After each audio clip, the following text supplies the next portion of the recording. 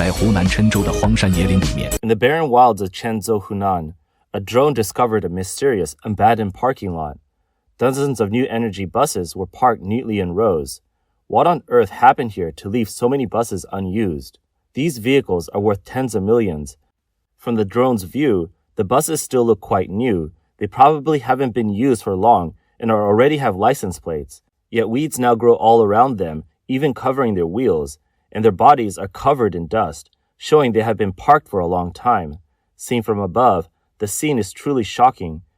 Some buses have badly damaged doors and windows, and when you get closer, you can see that some seats have been removed. It's such a waste to see so many buses left to decay. In recent years, as China's economy has slowed and more people travel by train, plane, or car, long-distance bus travel has been declining. On February 13, 2025, the Transportation Bureau of Fuyang District in Hangzhou announced that the Fuyang bus station would stop its passenger services from March 21, 2025. This is the latest example of many bus stations closing down. The Hangzhou Fuyang bus station was once a landmark.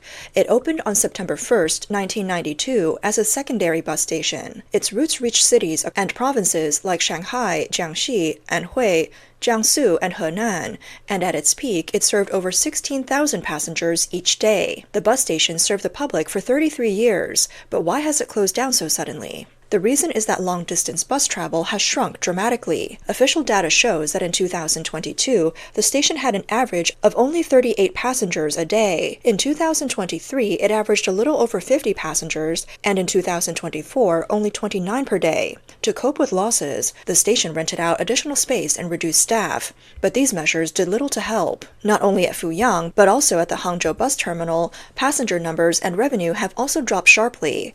A ticket inspector who worked there for over 20 years explained that she used to work at the Hangzhou Automobile East Station. When the passenger transport center was completed in 2008, they moved to Jiubao. By then, she was in charge of selling tickets and was extremely busy. She was constantly issuing tickets until her shoulders ached. Later, she developed shoulder pain and requested a transfer. Passenger flow remained strong until 2018, but then it gradually declined, and now the station is much emptier. With such a dramatic drop in passengers, the waiting areas are noticeably empty. Since the start of this year, people have been increasingly discussing whether bus stations might eventually disappear altogether. Many have shared that bus stations in their own areas are also struggling, with some even closing down. They say that most buses and bus stations across the country are operating at a loss, and many have shut down in the past 2 years. The days of crowded stations, terrible traffic jams, and fights over seats are gone for good. 广东大多数的汽车客运站都快倒闭了。 In Guangdong, most bus stations are on the verge of collapse. Take the Guangdong Provincial Bus Station, for example. Once the largest with the most routes in a network spanning over 30 years, it too is now falling into decline. It used to have the highest passenger flow in all of Guangzhou, carrying the dreams and journeys of countless people. It was the first stop for many migrant workers coming to Guangdong and holds lifelong memories for many students on their way to school. At its peak, this station had over 2,000 bus departures a day and served 100,000 passengers daily. Now, only a few people remain, and the first floor lobby is already closed. How long will it be until the entire station is shut down? Some people from Guangdong think that the reason long-distance bus services are doing poorly is that there are fewer jobs available, which means people aren't moving around as much. In the past, when there were plenty of jobs in areas like the Pearl River Delta and the Yangtze River Delta, long-distance bus services thrived. Even though there are now more private cars, that wasn't the main factor. Long-distance buses enjoyed 20 years of success, but they fell into decline in just 10 years. In the early 1990s, when China began its economic reforms, large-scale migration between the east and west and between cities and the countryside took off. Soon, buses of various sizes became the most common way to travel in both urban and rural areas. Wherever workers needed to go, a bus route would be available. Compared to trains, long-distance buses usually have fixed seating limits and are more comfortable than the hard seats on trains, making them the top choice for many workers. Data shows that over the past 10 years, China's road passenger numbers have dropped by 80%. The year 2012 marked a turning point. At its peak, bus travel reached 35.6 billion trips, making up more than 90% of all passenger transport in the country. However, from 2013 onward, the number of passengers on road transport began to drop sharply every year. By 2015, Rail travel surpassed road travel, causing buses to lose their top spot. After that, bus numbers continued to plummet, falling to 13 billion trips in 2019. Following the pandemic, bus travel numbers were cut in half year after year, dropping to 5 billion trips in 2020 and then to 3.5 billion trips in 2022, less than 1/10 of the 2012 peak. It's clear that the space for road transport is shrinking, and long-distance buses along with their stations are disappearing from many people's lives. By the end of 2023, all 2,800 bus stations of second level or above in the country were losing money, with more than 80% losing tens of millions each year. If these bus stations don't close down, they will only continue to lose money. Only less than 20% of stations can barely stay afloat by renting out shops and parking lots as side businesses. Even so, many stations simply can't keep up and have been forced to close. Take Shanghai Zhongshan bus station as an example. At its peak, it had more than 120 departures each day with an occupancy rate of at least 70%. Now there are only a little over 10 departures a day, and on a 50-seat bus, there may be at most 10 passengers, or as few as 1 or 2, with some routes having no passengers at all. Even the Shanghai long-distance bus terminal, which is located inside the city ring and close to the bustling Shanghai railway station, has fallen into disuse. Its waiting area has shrunk from 3 floors to just 1. The shops are closed and there are hardly any staff left. Once crowded with people, many bus stations have become nearly empty. Some have found it too hard to operate and have eventually stopped running. Currently, the number of long-distance bus stations in Shanghai has dropped from about 30 or 40 to less than 20. With the sharp decline in road passengers, bus station facilities are being used far less, which has led to many bus stations closing one after another. Not only are bus stations in big cities declining, but small counties are facing the same problem. For example, in Sanyuan County in Shanxi Province, the bus station's occupancy rate has dropped to just 10%. The head of Fengyuan Bus Company said, "Business is really bad. In the past, during holidays, our bus station would have long queues stretching out in S-shaped lines. Now you can hardly see anyone." Facing falling profits and pressures like layoffs and pay cuts, Fengyuan Bus Station had to change its approach to survive. First, they replaced the large buses that could seat more than 40 people with smaller 9-seat electric business vehicles to lower operating costs. Second, they set up 43 boarding points throughout the county so passengers can get on more easily. Third, they introduced a small app that lets passengers buy tickets in advance, with drivers picking up people along the route based on the app's information. Reports show that in 2021, 43 bus stations in Guangdong closed down. In Beijing, 8 out of the 10 major bus stations have either closed or are planning to close. In recent years, places like Chengdu, Shandong, and Hainan have also seen a wave of closures. Some people worry that bus stations might eventually disappear altogether. Besides long-distance buses, public buses are the main way ordinary people travel. However, in cities like Shanghai and Chengdu, some large buses have been replaced by smaller ones, and in Zhejiang, even tinier baby buses have appeared. In regions like Shandong and Heilongjiang, people say that buses connecting villages to county seats are becoming very rare. Waiting times for buses are getting longer, and in some cases, bus drivers have not received their salaries for months. Independent commentator Xing Tianxing explained that many places without high-speed rail still depend heavily on long-distance buses. The flow of long-distance passengers is a crucial indicator. Even though some bus companies are state-run, they are outsourced, and when combined with the impact of the pandemic, it becomes unsustainable. This is why many bus stations are operating at a loss. Xing Tianxing believes that the massive decline and closure of bus stations largely stems from a significant drop in government investment. The government doesn't have the funds to invest, or simply does not want to spend even the little money it has. With the economy struggling and many civil servants facing salary cuts, many local governments are on the brink of bankruptcy.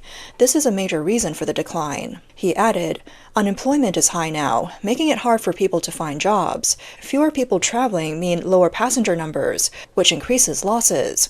In cities like Guangzhou and Shenzhen, many joint venture companies are closing, so there are fewer people going to work. With the government unable to provide subsidies, this decline was inevitable." The second factor is that during the pandemic, many regions experienced significant loss of life. From 2020 to 2025, the combined effect of falling birth rates and numerous disasters disasters, both natural and man-made, has resulted in an unimaginable number of deaths. This loss shows up in many areas, such as schools cutting back and changes in travel patterns.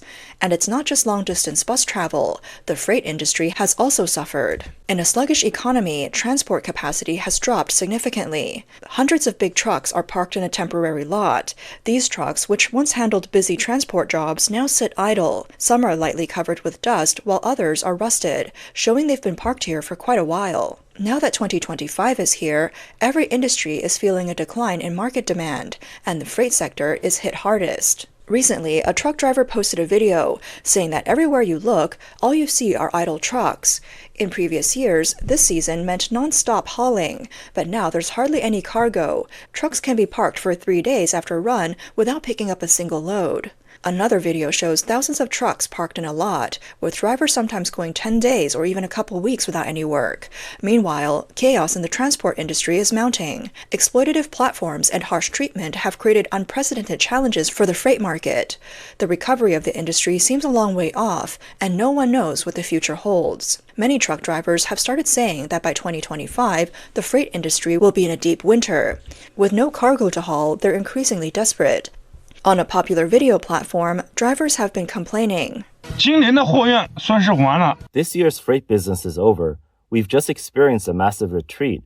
Cargo volumes have dropped, and freight rates are half of what they used to be. Over 70 to 80% of drivers say they can barely hold on. Now, in every city, trucks are parked by the roadside with too many drivers out of work. We expect that after the new year, many drivers won't be able to maintain their trucks, and a lot of them will face severe loan repayment issues. The overall situation is getting worse. In past years, this was the busiest time, but this year, the difference in the last 2 months has been enormous. First, there's almost no cargo. It's pitifully low. Second, the little cargo available is even cheaper than in the first half of the year. With such meager profits, many drivers can't survive. Those without truck loans might manage a bit better, but for those with loans, the monthly earnings aren't even enough to cover them. You can imagine how hard it is for us truck drivers. There's no freight to run anymore. Look at these drivers. They're all sleeping in their trucks. Just look at the number of trucks on the road. They can't even afford a hotel. They eat instant noodles, or sometimes cook their own meals roadside. These drivers live extremely frugally, all in an effort to save on transport costs for the cargo owners.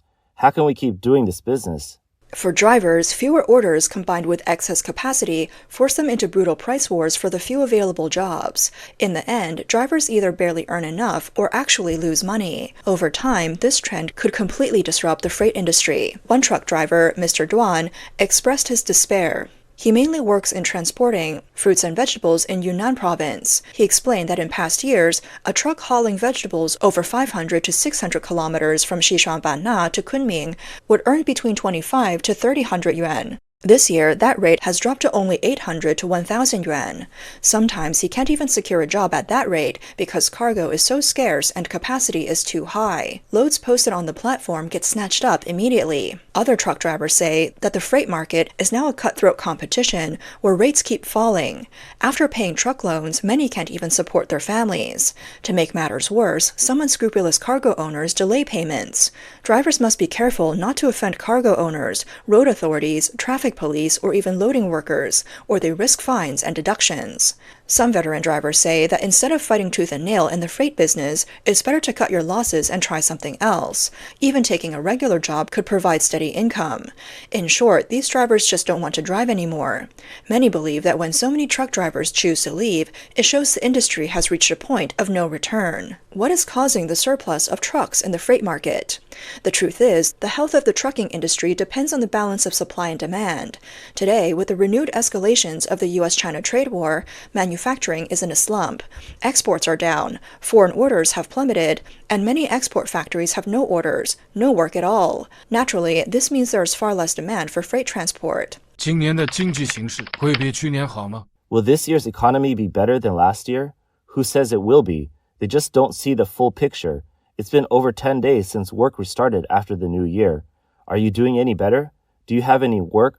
Look at those huge workshops. They're empty and quiet. All we see is sample production and some minor repair work.